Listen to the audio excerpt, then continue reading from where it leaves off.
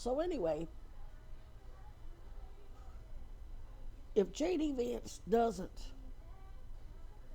this thing about having this ramping up of the insanity by Trump is to make J.D. Vance look like a hero. It's grooming. It's setup. They've already got Tucker out there ball washing J.D. Vance and lying on his behalf. And of course, he's got Candace Owens, who's the number one podcaster, Tucker being the number one journalist, most well-known journalist in the world, and a CIA op whose father was in charge of the CIA's unit for using the media as propaganda, to propaganda, which means they used Epstein, which means Tucker and his father used Epstein to blackmail and extort. So Epstein worked for Tucker.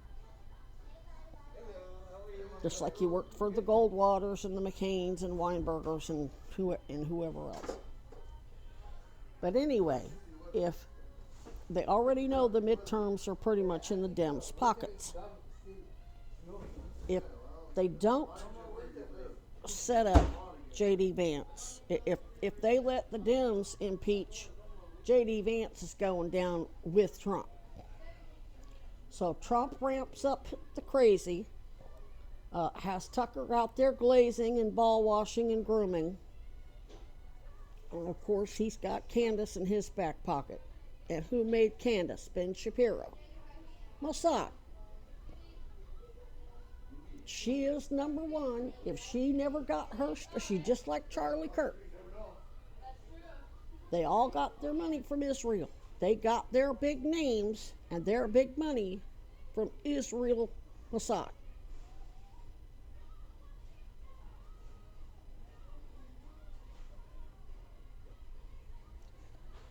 They see the writing on the walls.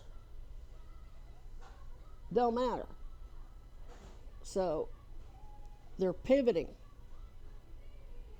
So now Trump ramps up the crazy. Remember, he's a fucking actor that staged the shit at Butler with BlackRock, who owns the military industry, also in bed with Epstein.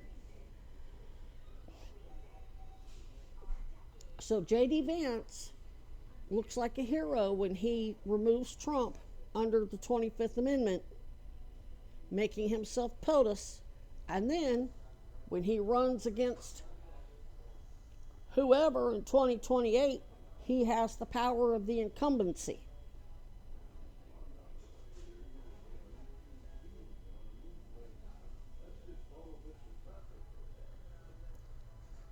Now I'm sitting here watching Jimmy Dore. It's real tough. I haven't watched it earlier because it's fucking an hour long. I can't sit through an hour-long conversation. But I'm doing this.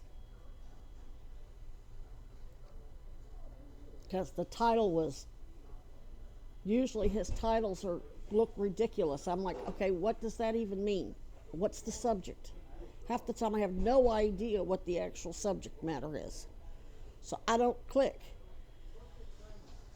But anyway, somebody actually made a title that actually tells you what the fuck they're talking about. So I clicked on it, and even the title didn't do it justice. But it's apparently a journalist that's in, I can't think of his name. Anyway, I posted it on my community tab.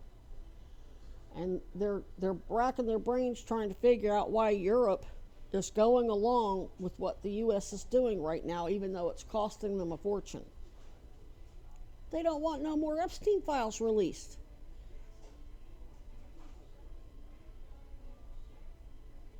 Trump's dying. He don't give a shit if the Epstein files are released and it implicates him in a whole lot of worse shit than what he's already done. He's dying. This motherfucker, in his head, he'll just give everybody a pardon. So they're not withholding the Epstein files strictly to keep people out of jail. I mean, they kind of are, but they're also using that information to over the heads of the European leaders. They released just enough that Mandelson got arrested, Prince Andrew got arrested, some others got arrested and got put under investigation throughout Europe. They got arrested, but they got released the same day. Now they're demanding, what are they demanding? Now they're saying, we want all the files.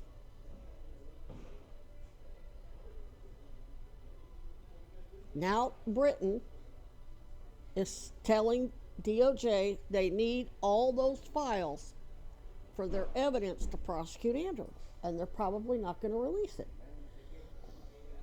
because Starmer's still in office. They've probably got shit on Starmer. If they're not going to give up all their leverage, they release just enough to get these people arrested and looking like shit to the public, but nothing of substance has really happened. Even Andrew Lowney's going, okay, this is all performative. You got the king saying, let the chips fall where they may, let the investigation go. But then when people try to investigate, they get letters. The king's not actually cooperating with any investigations.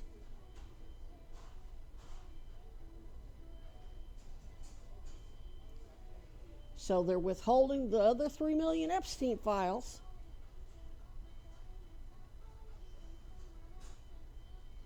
And basically, if you don't go along with us on this Iran shit, we'll release the rest of them, and who gives a damn if y'all go to prison? Including King Charles and Camilla and probably Prince William and Beatrice and Eugenie and Sarah Ferguson and all of them. Trump ain't worried about it. He'll just pardon.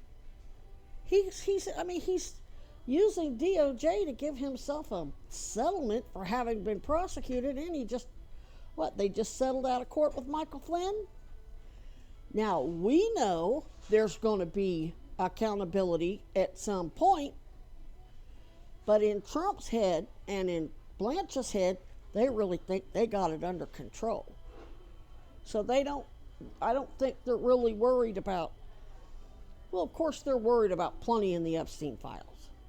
But in their mind, they really think that they've got it, that their intimidation tactics and all their other crap works. You see what I'm saying? So, just because J.D. Vance enacts the 25th Amendment, he should have been done that a long time ago. He should have done that from the get-go. J.D. Vance, they installed him as the damn vice president for a reason, for exactly this purpose. They knew Trump was probably terminally ill when they backed him and got him elected. Now they've lost the narrative. Now they got to make JD look like he's a good guy. Trump don't want his assets seized from underneath his kids.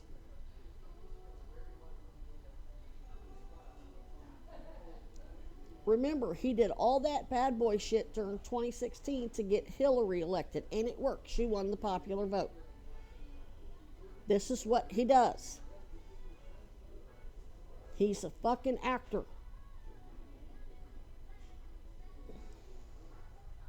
Just something to think about. I'm just speculating here. I'm just breaking this down and analyzing it, giving you some ideas about what's going on. Just because J.D. Vance enacts the 25th Amendment and removes Trump don't mean his ass shouldn't be impeached too. And I'm sure you'll find plenty to impeach him on.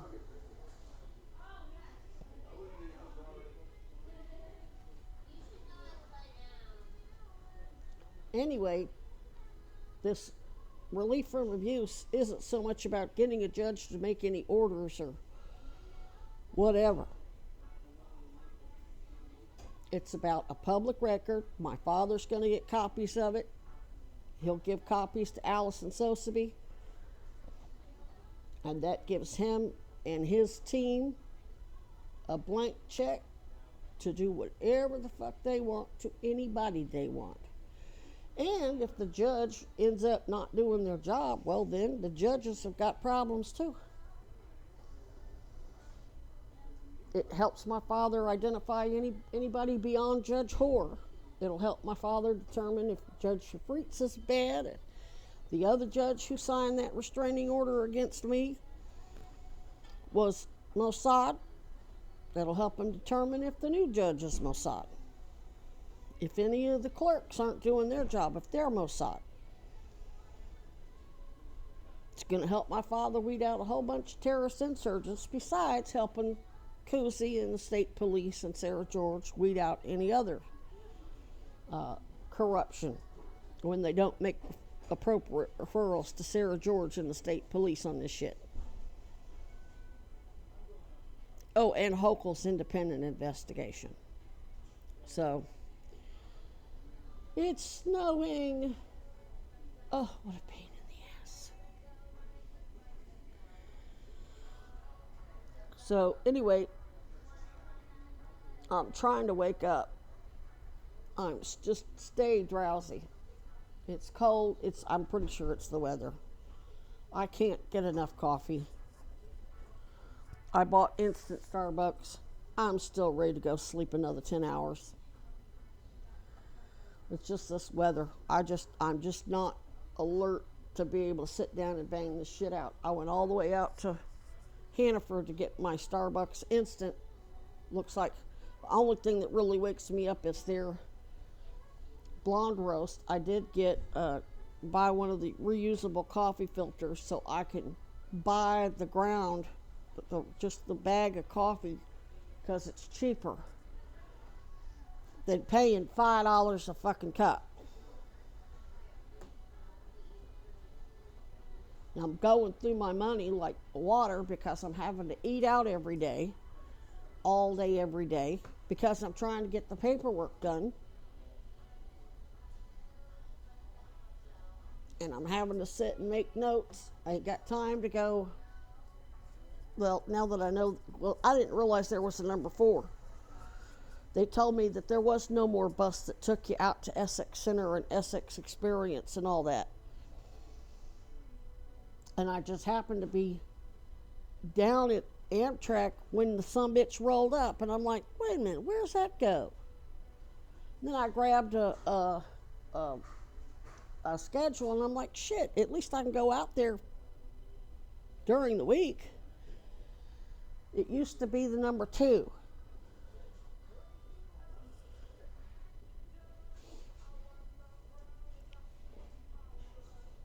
Went out to Hannaford for a little while. Their Wi-Fi sucks. You can't even fucking use it. You can't even watch one video. So, anyway, I'll get to the library at some point. Probably going to have to go to Starbucks and get an actual damn cup of coffee to wake the fuck up.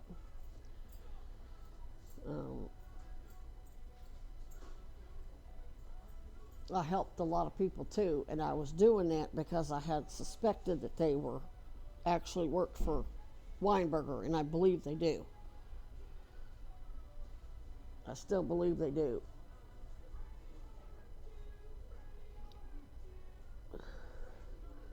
This one little guy out here, Kenny, he's a hustler. He's robbing everybody blind for fucking scratch-off tickets. Oh, it's an addiction. No, it ain't. You don't fucking get dope sick when you don't have scratch-off tickets. You don't go into delirium tremors or whatever. And he says he goes to meetings, so he understands the language of recovery. He knows when he goes and buys those tickets, it's a fucking choice. He gets $150 a week from his payee, buys $150 worth of fucking scratch-off tickets, and then wants to everybody else to buy his food and wines and plays victim. Oh, I am broken. Luckily, somebody snitched him out and let me know he gets plenty of money. He fucking blows it on scratch-off tickets. Then he tried to say, oh, well, it's an addiction. You have to feel sorry. No, I don't have to feel sorry for you, motherfucker. Ain't nobody holding a gun to your head when you go give all your fucking money to the fucking PayPal mafia and Epstein's pedos in chief that own all the lotteries specifically to take your money and keep you broke. And then you lay around here moping because you're hungry. Ain't got no cigarettes. You did that on your own. It was your fucking choice.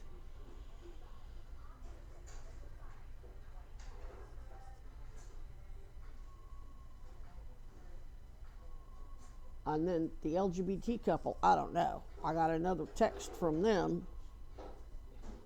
I don't know if they are or not, but I'm going to, when I do my deposition, I'm going to say they're suspects.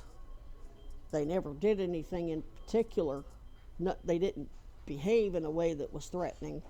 I'm not going to say what they did to tip me off. I'm just going to say they need to be under investigation. If they are, nail them. If they're not, then they're not. I don't know.